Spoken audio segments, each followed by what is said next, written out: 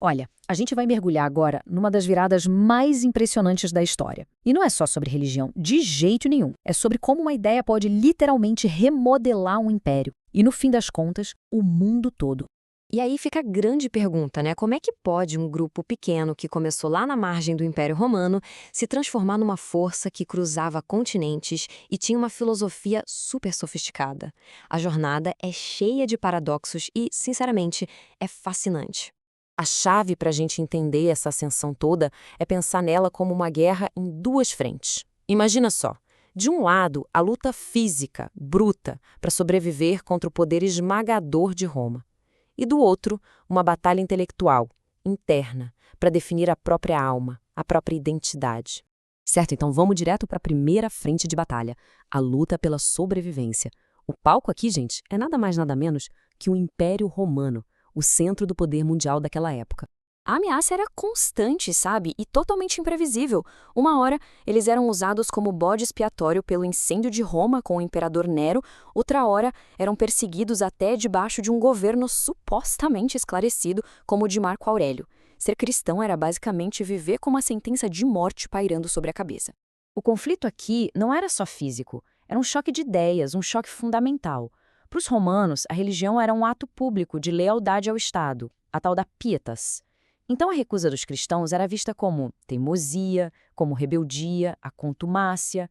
Não era só uma questão de fé, era uma questão de ordem política.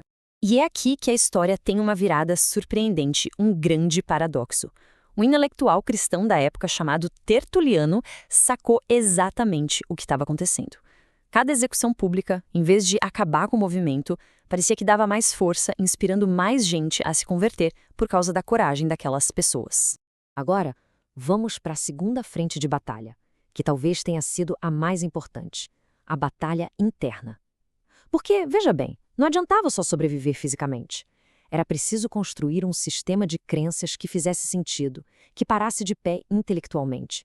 O desafio era enorme. Como você pega uma fé que nasceu no Oriente Médio e faz ela ser compreendida por um mundo que pensava em grego? A resposta foi uma sacada genial: o conceito de logos espermáticos. Pensadores como Justino Mártir disseram o seguinte: e se as melhores ideias de Platão não fossem pagãs, mas sim sementes da palavra, pedacinhos da verdade divina? Foi isso que permitiu ao cristianismo absorver a filosofia grega em vez de brigar com ela. Só que essa abertura toda trouxe um perigo gigantesco: o gnosticismo. Começaram a surgir várias seitas que diziam que o mundo material era uma prisão do mal e que a salvação vinha de um conhecimento secreto. Isso ameaçava simplesmente despedaçar a fé por dentro, criar uma confusão total. E qual foi a resposta para esse caos interno? Estrutura, organização. Para combater a heresia e criar unidade, a igreja daquela época estabeleceu 3 pilares. Primeiro, o cânon. Ok, vamos definir quais livros são realmente nossos. Segundo, o credo, para que todo mundo tivesse uma mesma base de fé. E terceiro, a sucessão apostólica, para criar uma linha clara de autoridade vinda direto dos apóstolos. Ok, a gente já viu o como essa transformação aconteceu. Agora a pergunta é, o que tudo isso significou de verdade? E para ajudar a gente a pensar, vamos imaginar um debate que nunca aconteceu. Um simpósio atemporal, com 4 pensadores de peso. Nossos convidados imaginários são Sócrates, o cara das perguntas infinitas, Tomás de Aquino, o mestre em unir fé e razão, Karl Marx, o crítico das estruturas de poder, e Daisaku Ikeda, o humanista focado no potencial de cada um. E a primeira pergunta que eu jogo para essa mesa é, afinal de contas, qual era o objetivo final de tudo isso? Era sobre virtude? Era sobre salvação? Ou era sobre poder? Para Tomás de Aquino, a resposta era clara. O objetivo era totalmente espiritual. Toda a organização da igreja, a definição da doutrina, tudo isso servia para uma única coisa: levar a alma humana para perto de Deus. Ponto.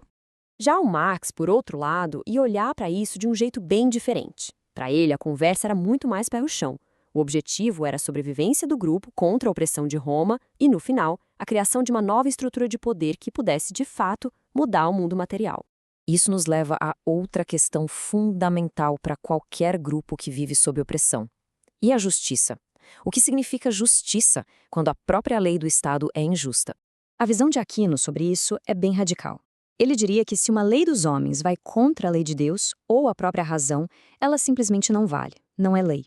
E é isso, na prática, que justifica a desobediência civil dos cristãos que se recusavam a adorar o imperador. Já a visão de Queda é profundamente humanista. Ele diria que justiça não é só um conceito na lei, mas um ato que vem de dentro, da consciência. Proteger a vida, se recusar a abandonar uma criança, essas eram as verdadeiras expressões de justiça contra a barbárie daquela época. E, claro, a análise cortante de Marx. Para ele, a justiça cristã era uma promessa de recompensa lá no futuro, um ópio para fazer as pessoas aguentarem a injustiça do presente. Mas mesmo ele teria que admitir a ironia de que foi essa mesma promessa que deu força para os oprimidos desafiarem todo o sistema. E o resultado, em apenas 200 anos, foi inegável. O que começou como um punhado de seguidores de um pregador na Galileia se tornou uma rede sofisticada, organizada e que se espalhava por vários continentes. Então, qual é o balanço final dessa metamorfose? Foi nada menos que o nascimento de uma nova forma de pensar, uma nova forma de estar no mundo. A transformação foi completa.